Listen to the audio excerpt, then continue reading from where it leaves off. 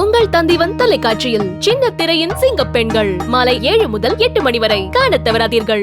தமிழக அமைச்சரவை மாற்றியமைக்கப்பட்டிருக்கிறது. புதிய அமைச்சரவையினுடைய பதவியேற்பு இன்னும் சில நிமிடங்களில் நடக்க இருக்கக்கூடிய சூழலில் தமிழக துணை முதலமைச்சராக அறிவிக்கப்பட்டிருக்கக்கூடிய திரு உதயநிதி ஸ்டாலின் அவர்கள் இந்த நிகழ்வில் பங்கேற்பதற்காக ஆளுநர் மாளிகை நடக்கக்கூடிய விழாவுக்கு குடும்பத்தினரோடு வந்திருக்கிறார். அதனை நம்ம காட்சிகளில் பார்க்கிறோம்.